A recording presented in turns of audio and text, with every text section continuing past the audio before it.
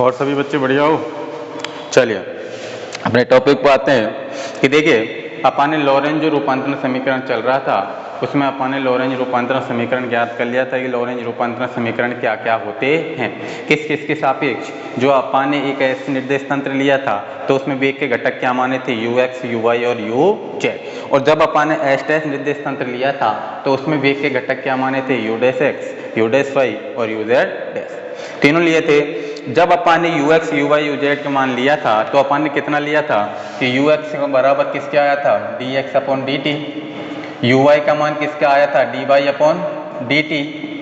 और u z का मान किसका आया था, d z upon d t. ये तो किसमें थे, एस निर्देश तंत्र में। एस निर्देश तंत्र में, एस निर्देश तंत्र में क्या थे, ये वेग के घटक, वेग के घटक। क्लियर।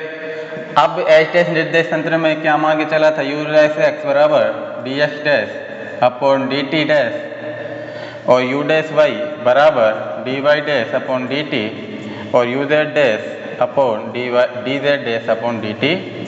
ये किस में होते हैं, एच डैश निर्देश तंत्र में। किस में होते हैं, एच डैश निर्देश तंत्र में। किसके, वेग के घटक, वेग के घटक। क्लियर। और जब मैंने इनको दोनों को लिया था तो अपने पास लास्ट लॉरेंज रूपांतरण समीकरण निकल के आए थे। अपन को 4 इक्वेशन प्राप्त हुई थी और चारों इक्वेशनों को अपन क्या बोलते हैं, लॉरेंज रूपांतरण समीकरण बोलते हैं। क्लियर।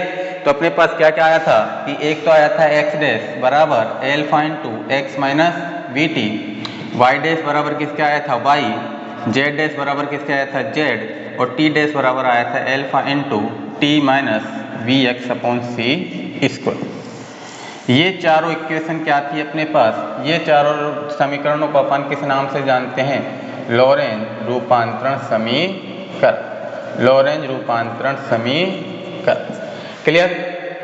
जब अपन ने वेग रूपांतरण समीकरण ज्ञात किया तो चारों इक्वेशन लेके चले थे, नहीं चले थे, चले थे। अब इसी प्रकार अपन जब लॉरेंज त्वरण रूपांतरण समीकरण ज्ञात करेंगे तो इन्हीं लॉरेंज समीकरणों को अपन काम में लेंगे। क्लियर सभी को।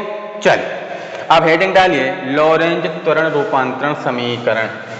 हेडिंग डालिए लॉरेंज त्वरण रूपांतरण समीकरण।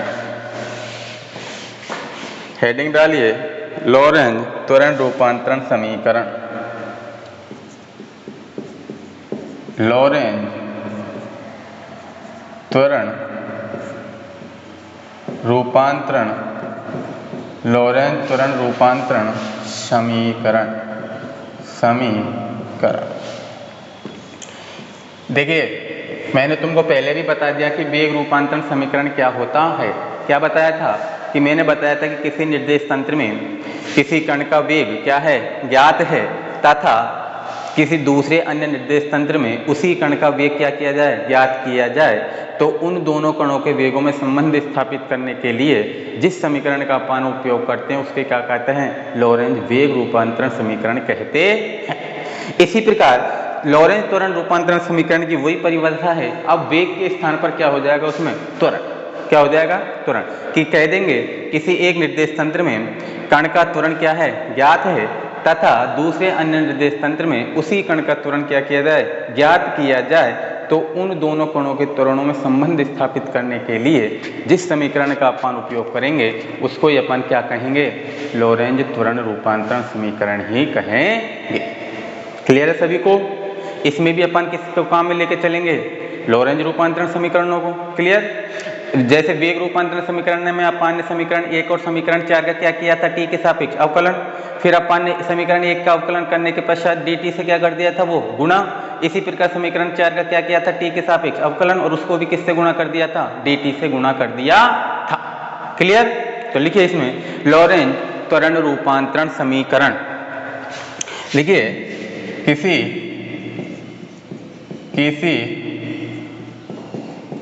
निर्देश तंत्र में,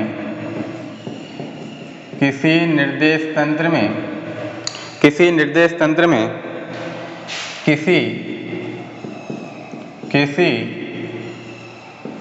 कण का त्वरण, किसी कण का त्वरण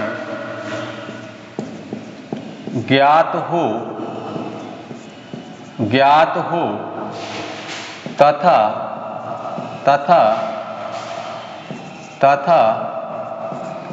दूसरे निर्देश तंत्र में उसी कण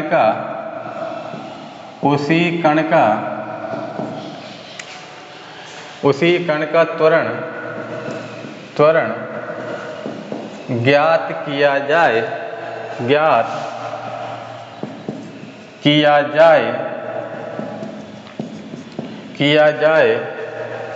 तो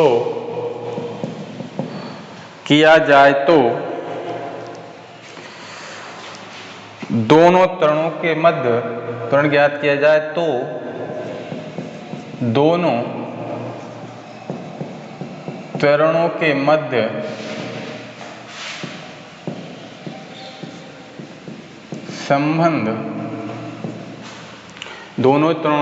संबंध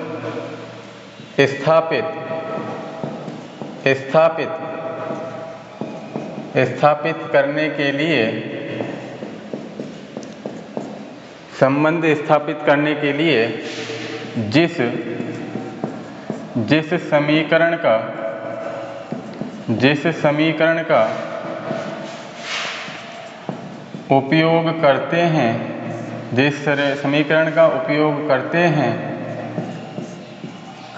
हैं उसे लॉरेंज त्वरण रूपांतरण समीकरण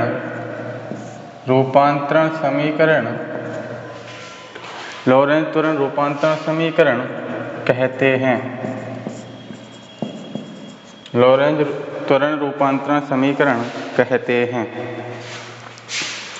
तो अपने पास लॉरेंज रूपांतरण समीकरण क्या क्या आए थे? x डैश बराबर alpha into x minus v t, y dash बराबर y, z डैश बराबर z और t डैश बराबर कितना आया था? Alpha into t minus v x upon c square. इसका इक्वेशन नंबर फर्स्ट, इसका सेकेंड, इसका थर्ड और इसका फोर्थ। तो नीचे लिख देना समीकरण एक का टी के सापेक्ष अवकलन करने पर तो अपने पास कितना आ जाएगा? dx डैश अपॉन dt बराबर कितना आ जाएगा? Alpha into d x upon d t minus v. नीचे लिख देना dt से गुणा करने पर, dt से गुणा करोगे तो अपने पास कितना आ जाएगा?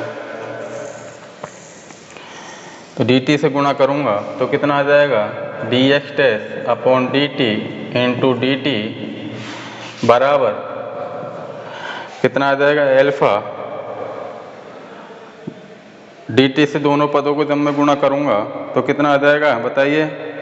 एल्फा और dt से dt क्या हो जाएगा? कैंसिल। अरे हो जाएगा नहीं हो जाएगा? अरे dt से जब मैं गुणा करूँगा तो कितना आ जाएगा अपने पास? एल्फा इंटू ये आ जाएगा अपने पास dx upon dt into dt minus v d t. तो अपने पास कितना? dt से dt कैंसिल हो गया, इस dt से ये dt कैंसिल हो गया तो अपने पास कितना आ जाएगा? dx डैश बराबर alpha dx minus v d t. कितना आ जाएगा? dx upon dt। तो नीचे लिख देना इसका इक्वेशन नंबर अगला डाल देना, कितना आया है? 4 आ गए थे ना, इसका 5 डाल दो, 5। हम नीचे लिखिए ये तो अपने पास समीकरण एक टी के सापेक्ष अवकलन होकर किससे गुणा कर दिया? dt से। इसी प्रकार समीकरण 4 का करिए कि समीकरण 4 का टी के सापेक्ष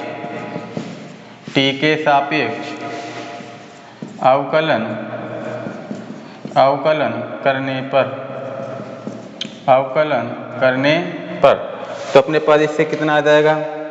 मैं इसको डायरेक्ट लिख रहा हूँ dt से भी गुणा करके और t के सापेक्ष अवकलन करके भी।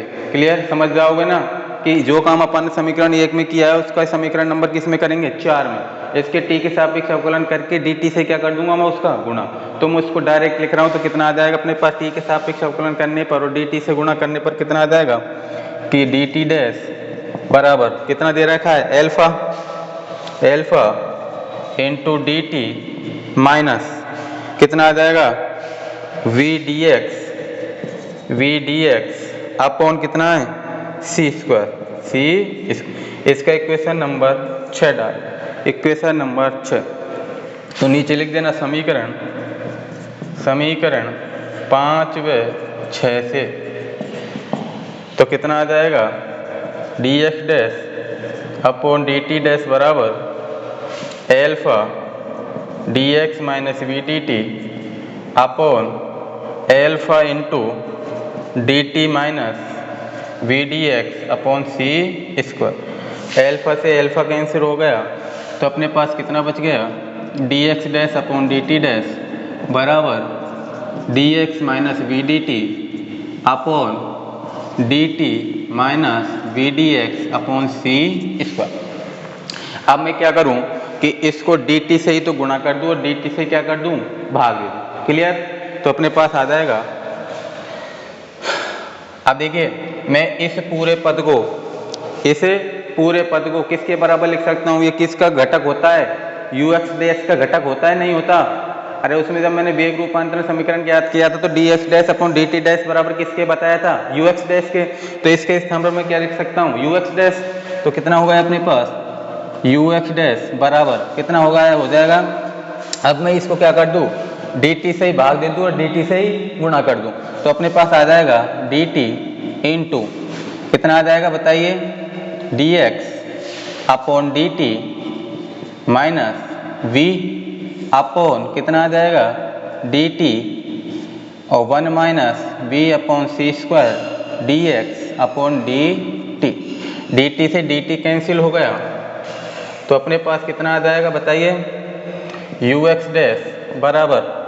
आप देखिए d x upon d t ये किसका घटक होता है, यू एक्स का घटक होता है, नहीं होता। तो D x upon d t के स्थान पर क्या रख सकता हूँ मैं, यू एक्स। तो कितना आ गया अपने पास, u x minus v upon 1 minus v upon c square और इस d x upon d t के स्थान पर भी क्या रख सकता हूँ, यू एक्स।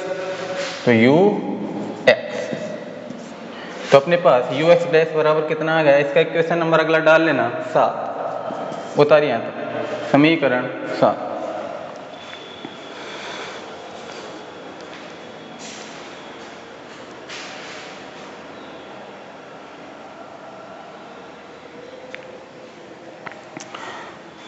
उतारिए फटाफट।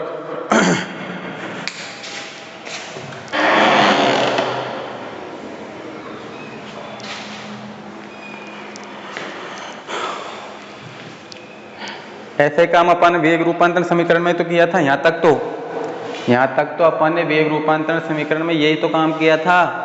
अरे वेग में u x u y u z और u x dash u y dash और यू जेड डैश, यही तो मान निकाले थे उसमें सब में कि u x u y u z और u x dash u y dash और यू जेड डैश। तो वही तो काम किया अपन ने यहाँ तक तो अभी तो। अब चलिए अब यहाँ से आगे देखे, उतार लिया होगा। चलिए कहाँ से मिटा दो इसको, यहीं से मिटा दो, इधर साइड से। ये उतार लिया होगा आपने।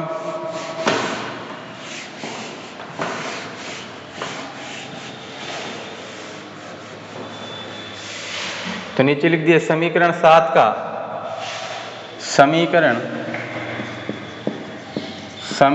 7 का टी के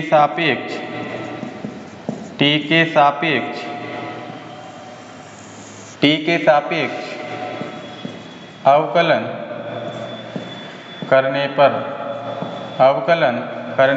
पर तो समीकरण 7 का देखिए अपने पास क्या बन रहा है, यू एक्स माइनस वी और 1 minus v upon c square u x बन रहा है, नहीं बन रहा। तो इसको मैं जैसे अलग अलग तोड़ लेता हूँ तो अपने पास कितना आ जाएगा, जब टी के सापेक्ष अवकलन करूंगा तो कितना आ जाएगा, d u x dash upon d t, d u x dash upon d t बराबर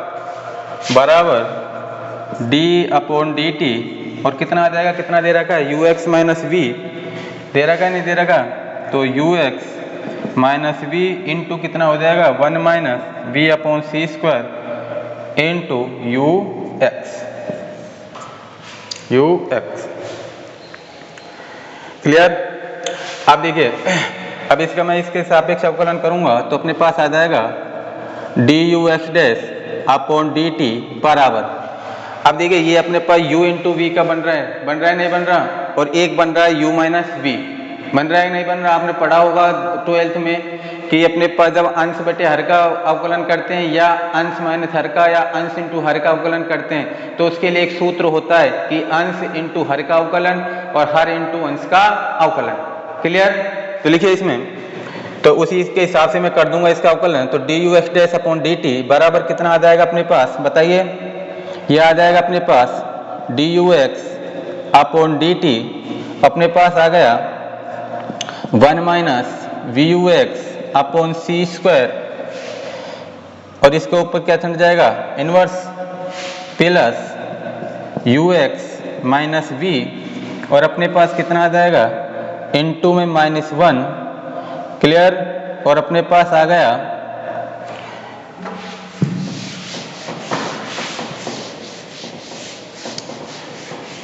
यू एक्स माइनस वी -1, और इसका आ जाएगा अपने पास -1 के हिसाब से इंटू कितना आ जाएगा, 1 minus v u x upon c square, और इसके ऊपर भी घात भी है क्या, इसके ऊपर लग जाएगी घात 2, और अपने पास इसका कितना हो जाएगा 0, तो 0 minus v upon c square d u x upon d t, d u x upon d t. आगे है d u x dash upon d t बराबर कितना आ जाएगा अपने पास, d u x upon d t, और अपने पास आ जाएगा 1 minus v u x upon c square के पावर इनवर्स और plus u x minus v upon c square और 1 minus v u x upon c square,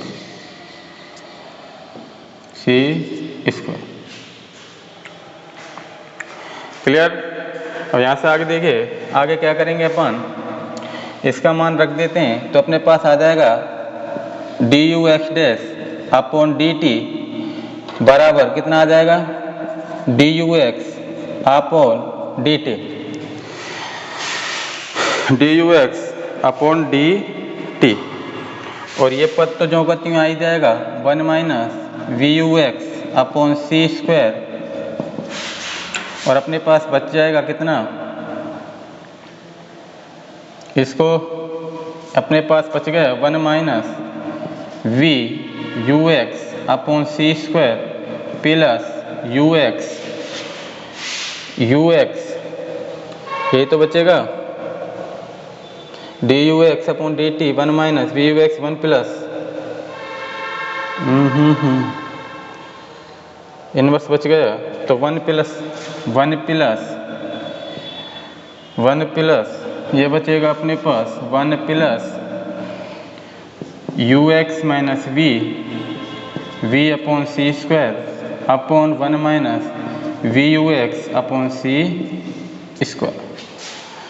उतारिए यहाँ तक, इसमें कुछ नहीं किया, वो यू इंटू वी का सूत्र लगाया बस।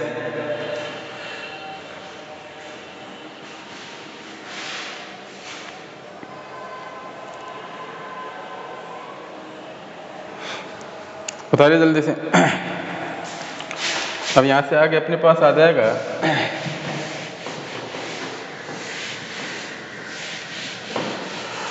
अब इसका जैसे अपन अवकलन करते हैं तो कितना आ जाएगा इससे कि d u d u x dash upon d t, इससे आ गया अपने पास बराबर d u x upon d t, और ये आ गया अपने पास 1 minus v u x upon c square,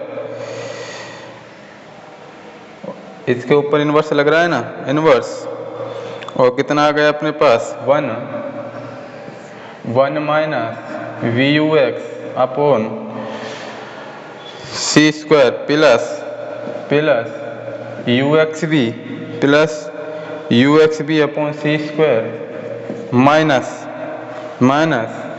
we upon c square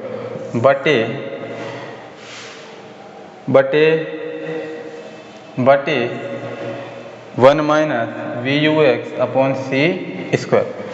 तो अपने पास आगे आ जाएगा, तो ये तो कैंसिल हो ही जाएंगे, तो अपने पास कितना आ जाएगा d u dash x upon d t बराबर d u x upon d t, और कितना रहेगा अपने पास 1 minus v square c square upon कितना रहेगा बताइए 1 minus v u x upon c square. इसका इक्वेशन नंबर 8, इक्वेशन नंबर 8, इसका इक्वेशन नंबर 8 डाल देना।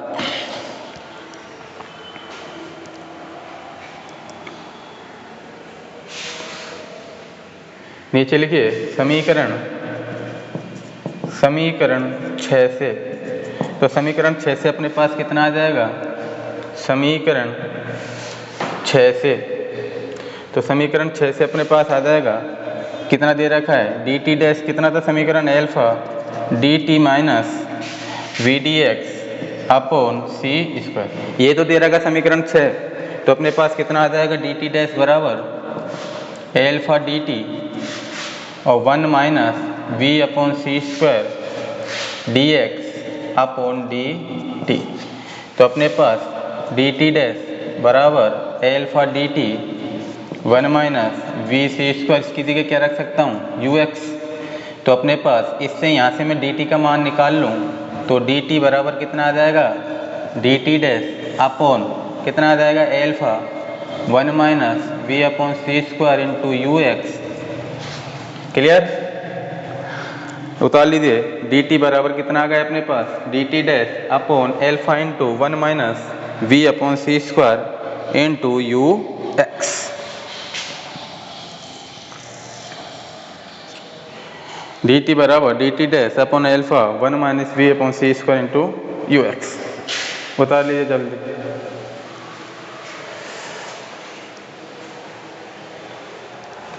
देखिए कुछ नहीं किया, समीकरण 7 का तो टी के सापेक्ष क्या किया है अपन ने अवकलन, और अवकलन करने के पश्चात अपने पास कितना आया d u dash x upon d t बराबर d u x upon d t 1 minus v square upon c square और 1 minus v u x upon c square. तो यह आ गया अपने पास टी के सापेक्ष अवकलन करेंगे समीकरण 7 का, तो अपन अब क्या लिया समीकरण 6 से कि समीकरण 6 क्या है डी टी डैश बराबर alpha d t minus v d x upon c square, तो डी टी डैश बराबर एल्फा डी टी, तो कितना रहेगा अब यहाँ से 1 minus v upon c square d x upon d t. अब डी टी डैश बराबर, आप देखिए d x upon d t के स्थान पर मैं क्या रख सकता हूँ यू एक्स, तो ये डी टी डैश बराबर alpha d t 1 minus v upon c square into क्या हो गया यू एक्स। अब यहाँ इससे मैंने किसका मान निकाल लिया डी टी का, तो डी टी बराबर d t dash upon alpha into 1 minus v upon c square into u x. Clear सभी को, चलिए अब ये डी टी का मान है मेरे पास, किसका मान दे रखा है डी टी का। अब मैं इस डी टी के मान को किस में रख दूंगा समीकरण 8 में, डी टी का मान किस में रख दूंगा मैं समीकरण 8 में, तो रखिए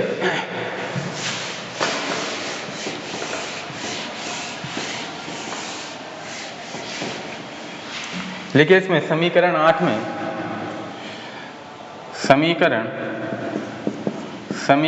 8 में रखने पर, समीकरण 8 में रखने पर, तो समीकरण 8 क्या है अपने पास डी यू डैश एक्स, तो अपने पास d u x dash upon d t है, तो डी टी के स्थान पर मैं क्या रख दूं वो वाला मान, तो डी टी डैश अपॉन कितना आ गया alpha into 1 minus v upon c square into u x.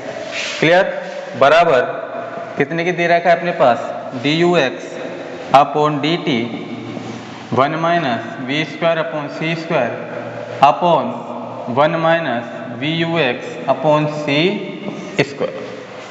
तो अपने पास यहाँ से किसका मान आ गया, डी यू डैश एक्स कितना रहेगा upon d t dash, clear. और इसका मैं इंटू में लेके जाऊँ, ऊपर लेके जाऊँगा alpha into 1 minus v upon c square into u x बराबर किसके दे रखा है, d u x upon d t और 1 minus v square upon c square upon 1 minus v u x upon c square, clear. क्योंकि इस पद को मैं कहाँ ले गया, ऊपर, तो ये क्या आ गया, alpha into 1 minus v square c square into u x. अब देखिए मैं इसको क्या मान लूं, d u x upon d t को। अरे जब अपन ने तुरंत रूपांतरण समीकरण ज्ञात किया था पहले, तो D u x upon d t को किसके बराबर माना था, ए एक्स के बराबर, और ये किसके बराबर हो जाएगा, ए डैश एक्स। तो अपने पास कितना आ जाएगा, ए डैश एक्स बराबर a x 1 minus v square upon c square upon alpha 1 minus v u x upon c square. तो अपने पास आ जाएगा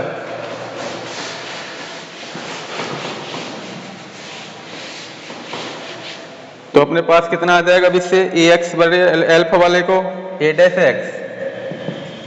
एक्स बराबर कितना आ गया, ए एक्स 1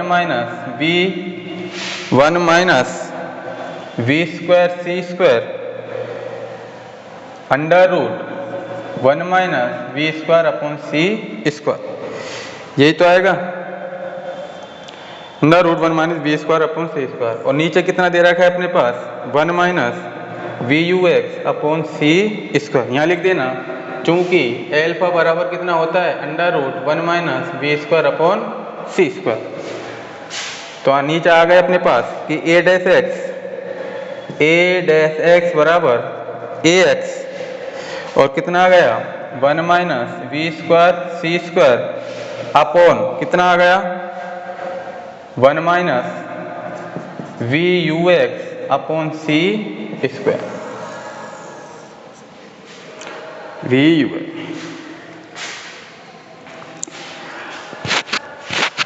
कितना आ गया, ए डैश एक्स बराबर ए एक्स 1। ये क्या कहलाता है, यही लॉरेंज रूपांतर वो त्वरण रूपांतरण समीकरण कहलाता है। नीचे लिख देना, यही लॉरेंज त्वरण रूपांतरण समीकरण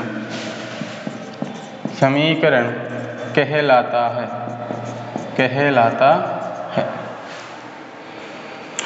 अब इसको एक बार अपने हाथों से निकाल लेना, पहले बता रहा हूं नहीं तो कुछ समझ में नहीं आएगा। पहले उसकी परिभाषा देख के कि क्या क्या किया है क्या क्या नहीं किया, उनका दोनों चारों का क्या मान है, लॉरेंज रूपांतरण समीकरण, उनका क्या किया, फिर अपन टी के सापेक्ष अवकलन किया है, फिर उन दोनों के मान आ गए तो अपन फिर पुनः टी के सापेक्ष कर दिया, उसका अवकलन कर दिया। तो अवकलन करने के पश्चात जो मान आया था और मान निकालने के पश्चात फिर अपन ने क्या लिया, समीकरण 6। तो समीकरण 6 से अपन ने किसका मान निकाल लिया था, वहां से डी टी डैश का।